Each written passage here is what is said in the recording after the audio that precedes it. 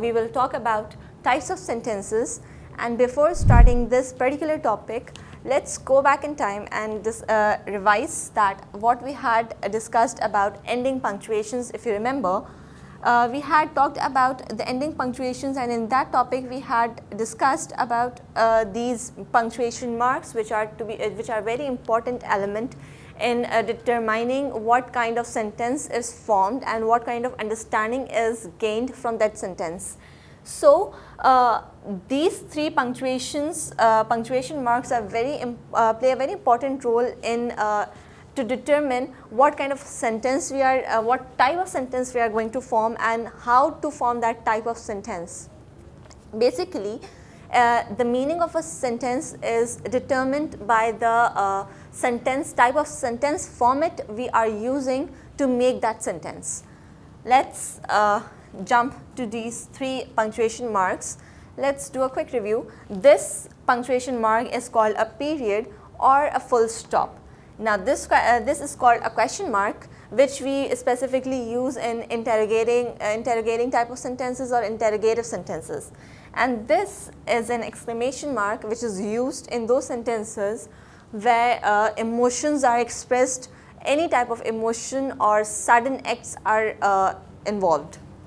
Okay, let's come back to the types of sentences now. So there are, how many types of sentences are there? Specifically, there are 4 types of sentences, namely declarative sentences or statement sentences. Second, interrogative sentences or the question statements. Third, the exclamatory sentences.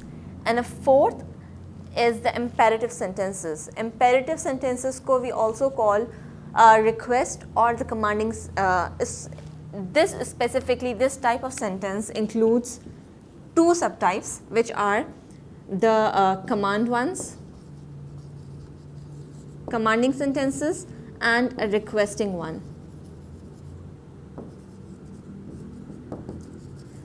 Imperative sentences include 2 subtypes, namely the commands and the request. जो commanding sort of sentences होते हैं या statements होते हैं जिनमें you just place an order to the next person, and the requesting sentences in which you are requesting something of someone. Both these subtypes come into the category of imperative sentences. Now let's get into the explanation of declarative or the simple statement sentences. These are simply make a statement or express an opinion. For example, I want to be a writer is a statement. It simply states that what the person wants to be. The second is my friend is a really good writer. Okay? Now this statement is an opinion of mine or someone who is stating that my friend is a really good writer. Now my friend is a really good writer is an opinion because it depends from person to person from different opinions. So I am submitting my opinion, that is, I think my friend is a really good writer, but that doesn't mean all the other people think the same.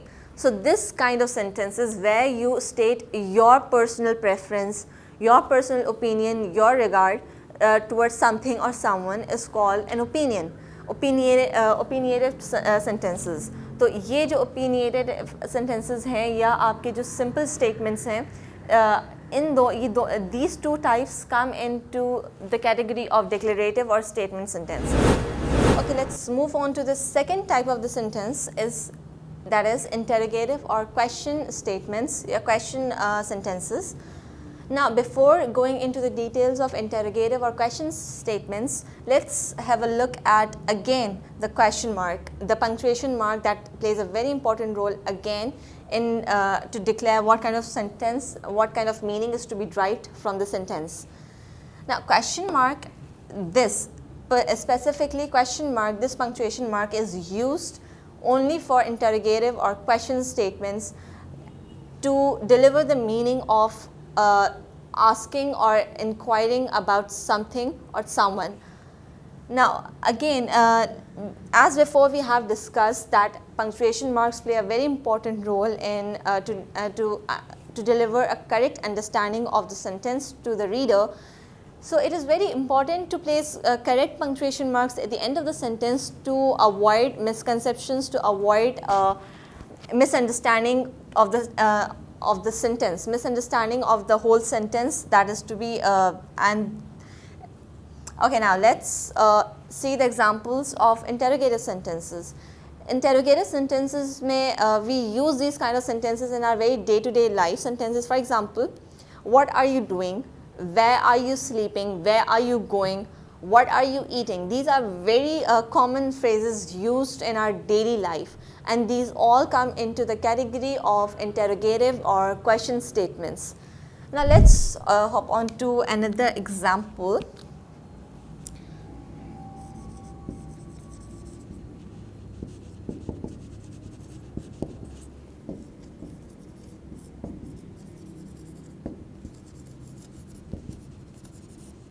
What time is the train arriving? Now this sentence, if you look at the sentence, I haven't placed any ending punctuation at the end of this sentence. Now let's read it without the ending punctuation mark. What time is the train arriving? Okay, if honestly speaking, if I do not put any ending punctuation mark at the end of this sentence, the reader will not be able to understand what kind of sentence, what kind of the message this sentence is trying to deliver, because only using the what at the beginning of the sentence is not enough to specify the type of sentence. The ending punctuation again is a very important part in the types of sentences to determine what type of sentence is being used and what kind of message is being delivered through that type of sentence. Now, if I put the wrong punctuation mark, again the exclamation mark or full stop, the whole meaning of the sentence is altered or changed. The meaning that was supposed to be delivered through that sentence is changed.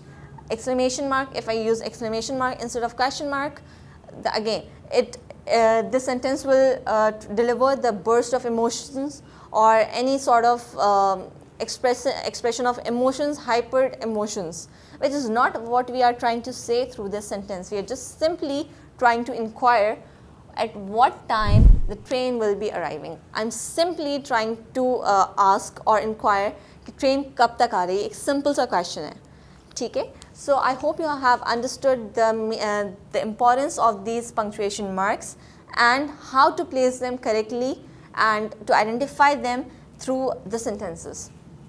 Now let's move on to the exclamatory sentences. As we have discussed before in our previous sessions, the exclamatory sentences are formed with the help of the exclamation mark. The exclamation mark describes what kind of emotion, how much intensity is there in the sentence, with how much intensity the message is being delivered, which is not this the situation in the above two sentences. The second last, the exclamatory sentences usually are used in phrases or paragraphs to describe what kind of emotional situation is there present in the sentence. For example, the common phrase, watch out, she passed out, he fell down. If I put, let's have a look, he fell down. Now, he fell down, it means the person is trying to shout out that the other person has fell down. Now, if I do not use exclamation mark, instead of that I just put a period, simple period, the whole meaning is changed. I'm just simply stating he fell down. It's just a flat statement, nothing out of emotions or nothing describing what kind of emotional experience I'm going through. Instead, if I use the correct punctuation mark, that is the exclamation mark, which is supposed to be used with this sentence, the whole meaning of the sentence has been changed. Now this sentence is trying to deliver that the person, he fell down. I am trying to express emotions, I am trying to warn the other person, or maybe trying to alert other people that he fell down, or watch out.